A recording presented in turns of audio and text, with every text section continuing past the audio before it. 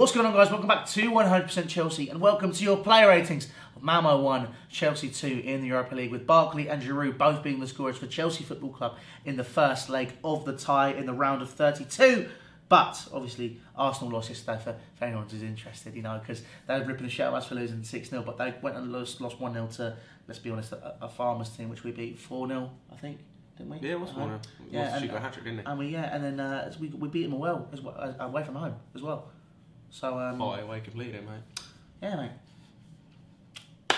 I mean, we'll move on, lads. Just say what you will, but look, we'll go straight into it. Keith, Rodney, Kepa. Mm-hmm. I can't decide. What should it be? Keith, Rodney, or Kepa? Leave it down in the comment section below. But 6. Yeah, 6 for me. I feel like apart from picking the ball out of the net, he didn't do anything. At least I can't remember him doing anything. Which was nice considering the game before. Yeah. For him on a personal level, but yeah, I mean, I genuinely can't remember him doing anything. No, I agree. I wasn't. He just went easily, didn't he? I mean, we'll just go with a 6 for him. Dave. Yeah, I feel a 5 is a fair rating because there was a couple of times his passing was poor. It could be said about a few players in the team. His crosses weren't finding anyone. But we had that problem so often in that game. I feel 5 is a bit harsh. That's like very middle of the range. I feel a 6. I only say that because I don't feel as though defensively we were fine apart from the goal and apart from a couple of odd occasions when they had half chances. But I'm looking at the whole rest of his game, like in terms of going forward, which Sarri, as we've seen, likes his fullbacks to do, didn't really offer anything. Okay. That's why I feel like everything he did offer with the poor passes and poor crosses. Okay, well we'll give you that one then. All right, we'll do that. Let's move on to Christensen. What are you going to give him? I personally would give him a 5. Yeah, I'd give him a 5 as well. I would give him a 6 if it hadn't have been for the goal that we conceded, because I feel that him and one other were at fault for that, and he should have been pressing higher up the pitch a little bit, put pressure on the guy on the ball, because then he may have not made the pass, and even if he had the guy of Christensen that he played it to, would have been offside. Yeah, no, I agree. I think a 5 is. To be honest, Christensen, you're not completely convinced either, are you?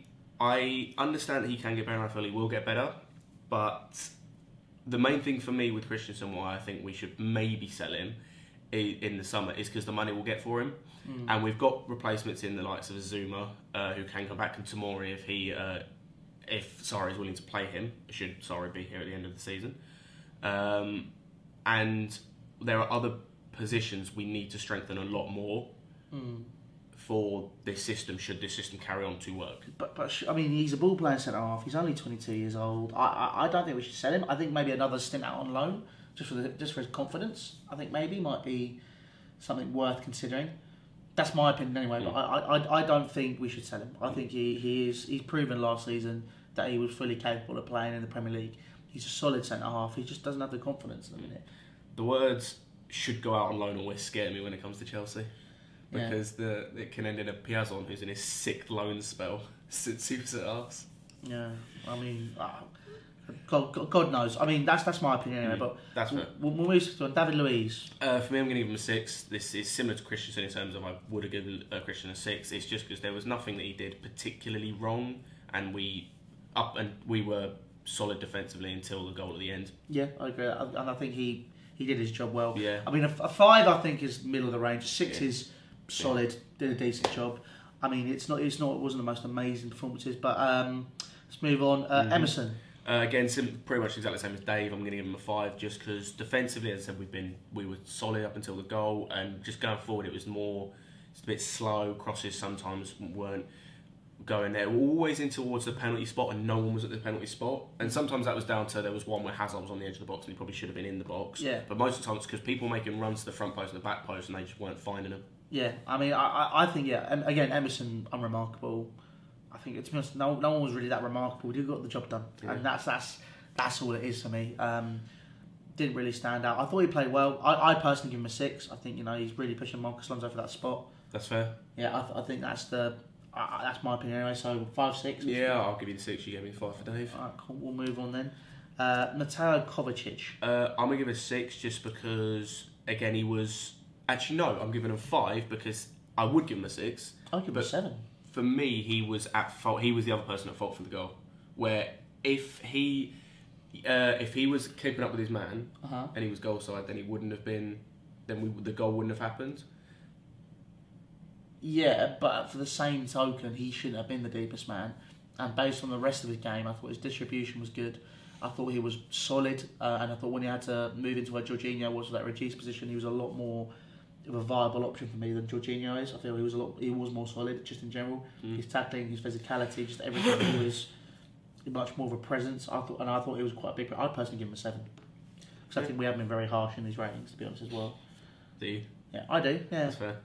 And I think he's pretty solid. I'd give him a 7. That's fair. Yeah, Yeah. Give me that. Cool. And you know, Jorginho 5. Yeah, I mean, it's unremarkable. Yeah, just as we said, just unremarkable. Didn't really do much. I thought he dictated the play, and obviously because we weren't at the game. We weren't able to focus on him as much and Yeah. see what he did. Did. I thought you could watch the game a lot better because obviously from a higher vantage point, you could see what his distribution was like and what he actually provided for the team. And I thought again, the breakaways were far too easy. And that's the man who sat there. I understand he's the Regista, he's a deep line playmaker, he's supposed to be making the passes, but at the same time, you still need to be defensively solid. You need to have someone in front of the back line who can make those challenges, and that's why I thought Kovacic was better there. Yeah. And I don't think Jorginho really offered much either. He started the moves, yeah, but he didn't really process, in my opinion, the game well. I thought he was just unremarkable, pretty standard, boring, simple. Yeah. Can't argue with that. Cool. Right then. Barkley. Now this is going to be an interesting one.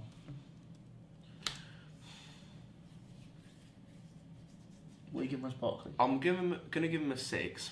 I would give him a 7 for the goal. But if you actually look at the goal, it's terrible. Like, it's a terrible touch. It's a really bad touch that he gets away with. I'd give him a 7 because of the goal. Because of the goal. 7? Yeah, I'll give him that. But if you watch it back, it's a terrible, I mean, goal. I just watching it back, just a bit like, yeah. I mean, It's Barkley in a nutshell, isn't it, really?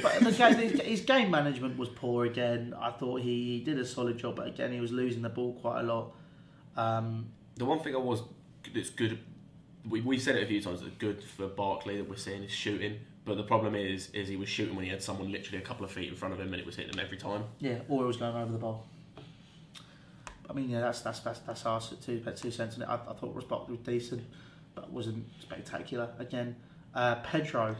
He was one person I was going to give a 7 just because. I agree. In my head before, when I was thinking about it, I was thinking that I was being a bit harsh, but I was thinking Pedro's going to get a 7 because A, we needed a man at match, personally, and also the cross for the goal for Barkley's goal was really good.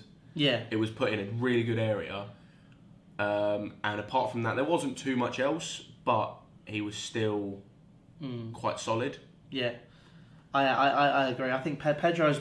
I think the one downside to Pedro's game yesterday was I thought there was opportunities for him to move the ball faster, which he didn't do, and he didn't always find the correct pass. He wasn't open to the opportunities.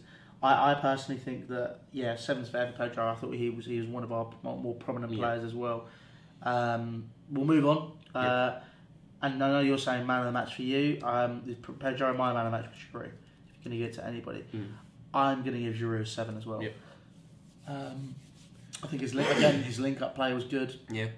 He was solid. Yeah, he sees the opportunity towards the end in the game. But again, for me, I like to watch Giroud because of he does the shit that people don't see, which is how he puts it. That's verbatim from Olivier Giroud. And I personally feel that he was the person who he did all of that. He did the dirty work. He did the groundwork with Kante, and he really when the Kante came obviously, and he really just made sure everything was moving. He's my personal man of the match, and obviously according and to he did turn what was a terrible ball into a goal. Yeah, exactly, and he was decent. He was my man of the match, BBC man of the match as well. Yeah.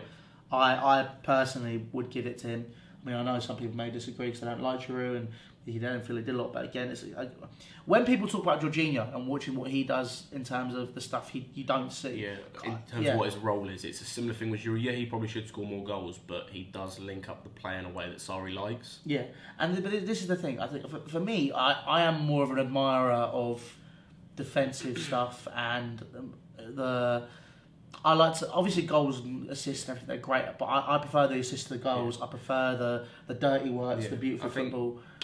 I thought Giroud does it all really well. I think if you want sort of a perfect indication of what Giroud is best at, watch France in the World Cup. It's been said a few times, but I think you can then see with the quality that's around him, how he's more able to bring players into the team, or into goal scoring opportunities.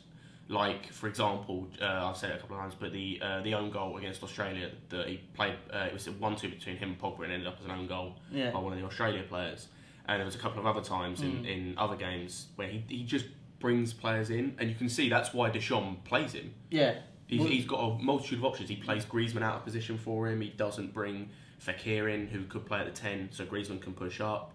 He doesn't play. Obviously, Benzema's not nowhere to be seen now. Dembele, the one who plays for Lyon, is nowhere in the team. Yeah, because he prefers Giroud. Yeah, I mean, this is it. I mean, I think Giroud he's a good player, and I think he's a very good second option. I think a lot of people agree with us on that. Yeah, he could be scoring more goals. I mean, no one was a standout performer, but I thought that Giroud was the person for me that he did his job. He did the dirty work. He did the groundwork, and I really think that, like you said, he turned what was a poor cross from Willian into a goal. I mean, we'll move on to Willian now. I'd give him a 5. I don't think he was anything special. I don't think he brought anything major to the game. I thought he was slow again in possession. I thought he was slow on the final ball. Yeah, he got it in, but there was no sharpness to his game. Similar to what you said with Bartley, just because of the assist, I'd probably give him a 6. Because of the assist. As I said, it was a poor ball, but at the end of the day, it is a stat that it is an assist. Yeah. But with that assist, that was a terrible ball. There's no two ways about it. He should have played that in a lot quicker. Yeah, and he should have pulled it back to Pedro. I say if that's a better, no offense to Malmo, but that's a better defender, or Giroud doesn't make that run, that ball is terrible. That 9 times out of 10, that's going straight to the keeper's hands, or the defender's clearing out for a corner. Yeah, I agree. And for me, I personally think I'll give you the 6 for the assist because it is an assist. But I thought there was another option there. Pedro right on the penalty spot. He put it right in front of the goal line. When you're taught as a kid, 6-yard box or on the penalty spot, that's where you put a cross in, and that's why for example, Pedro, he was right over the penalty spot or on the edge of the 6-yard line. It was one of those.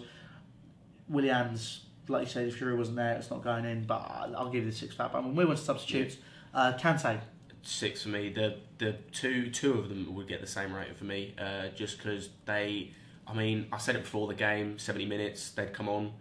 It wasn't even who I thought would come on. And they had 20 minutes and 19 and 16 minutes between them, Kante and Hazard, to do something, and it's like we were 2-0 up. Well, it was redundant. Why was he bringing them on? We have Manchester United on Monday. You could have brought on either Lampard or Hazard. Hazard and Kante both played 90 minutes against City. Well, yeah, exactly. You shot another thing for Hazard. You could have pulled on Clément Sodoi for Hazard and Ampadu for Kante.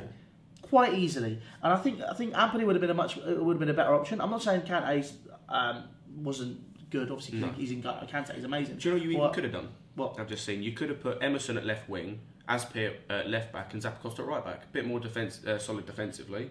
When we're 2-0 up, we've got nothing to gain, and you can rest your players because Ampadu wasn't on the bench, obviously, and you can rest your players for things. Yeah, no, I agree, and I personally think it's just a much more. Look, you rest your players for the key games. I think that's important. Anyone saying that be positive, Hudson-Odoi might start against Manchester United in the Cup. If we're going to be real here, just look at previous games. Yeah, I just can't see it happening. Wasn't in the squad against Bournemouth. Wasn't in the squad the game after, was he? Which was Huddersfield. Wasn't even in the squad against Huddersfield, for goodness sake. At home, it's like. I mean, I don't know.